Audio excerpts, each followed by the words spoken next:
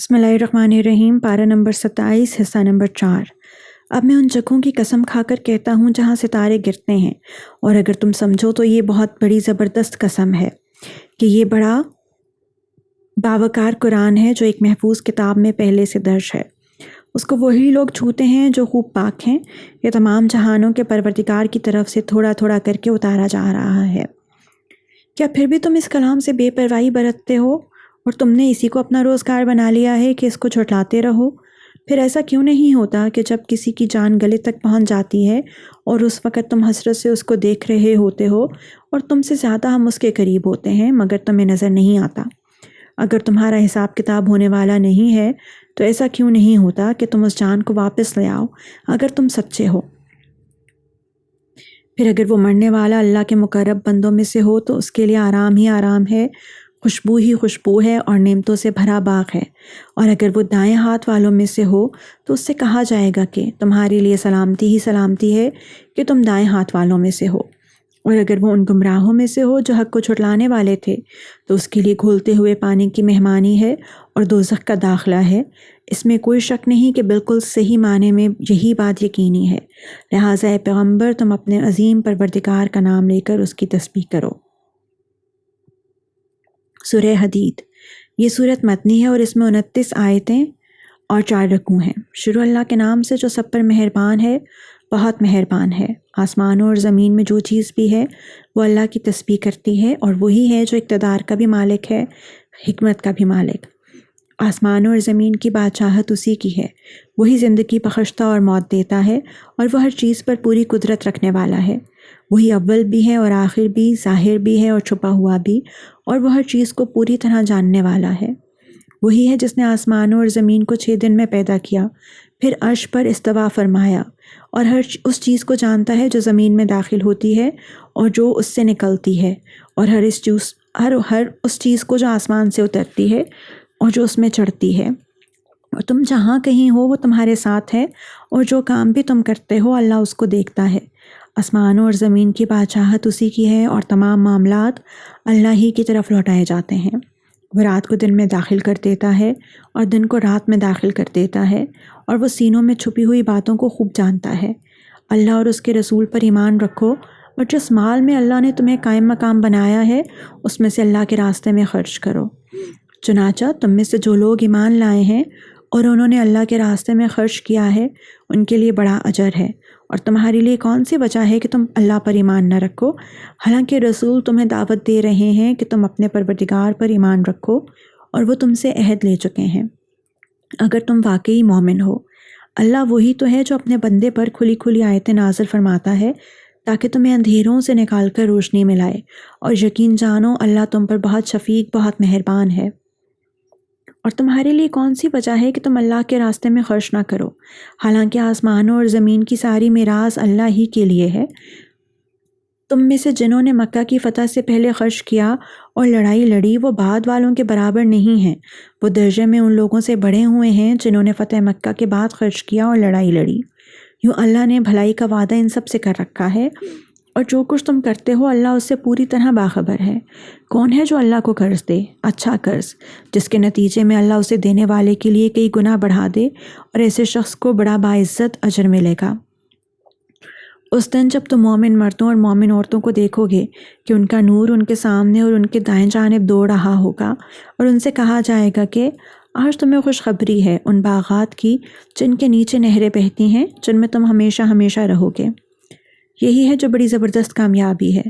اس دن جب منافق مرد اور منافق عورتیں ایمان والوں سے کہیں گے کہ ذرا ہمارا انتظار کر لو کہ تمہارے نور سے ہم بھی کچھ روشنی حاصل کر لیں، ان سے کہا جائے گا کہ تم اپنے پیچھے لوٹ جاؤ، پھر نور تلاش کرو۔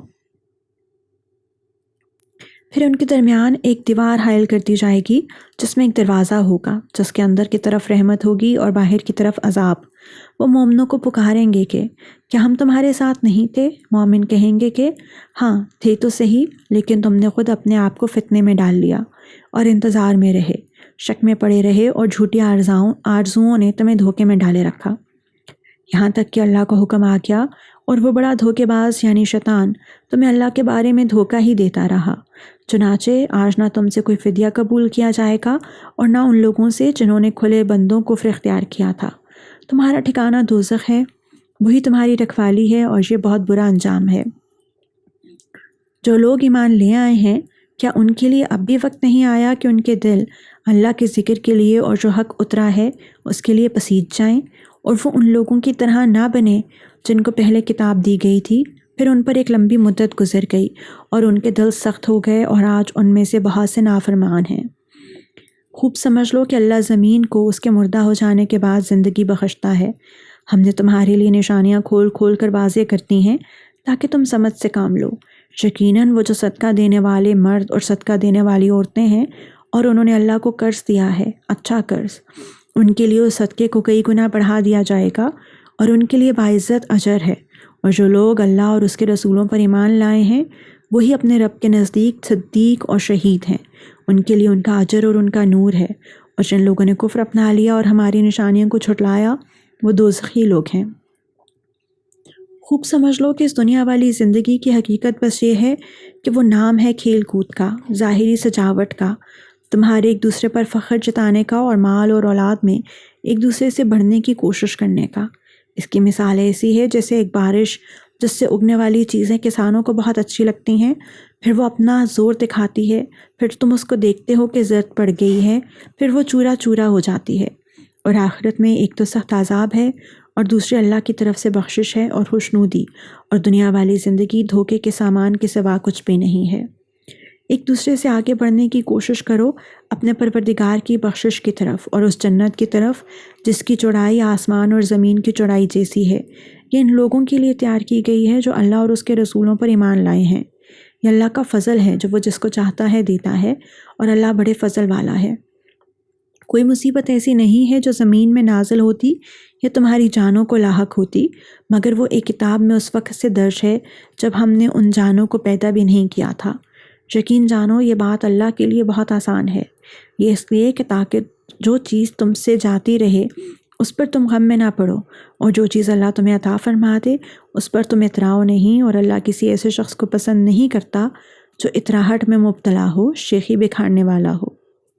وہ ایسے لوگ ہیں جو کنجوسی کرتے ہیں اور دوسرے لوگوں کو بھی کنجوسی کی تلقین کرتے ہیں، اور جو شخص منہ موڑ لے تو یاد رکھو اللہ ہی ہے جو سب سے بے نیاز ہے، بذات خود قابل تعریف۔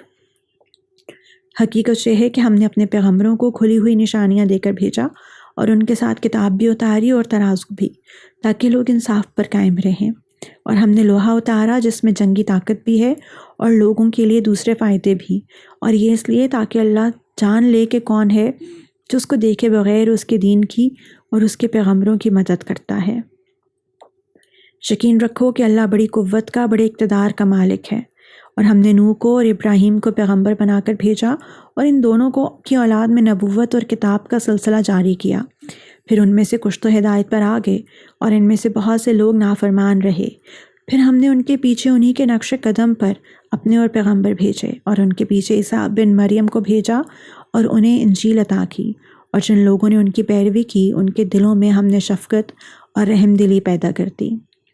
اور جہاں تک رہبانیت کا تعلق ہے وہ انہوں نے خود ایجاد کر لی تھی، ہم نے اس کو ان کے ذمہ واجب نہیں کیا تھا، لیکن انہوں نے اللہ کی خوشنودی حاصل کرنی چاہی، پھر اس کی ویسی رعایت نہ کر سکے جیسے اس کا حق تھا۔ غرض ان میں سے جو ایمان لائے تھے ان کو ہم نے ان کا اجر دیا، اور ان میں سے بہت سے لوگ نافرمان ہی رہے۔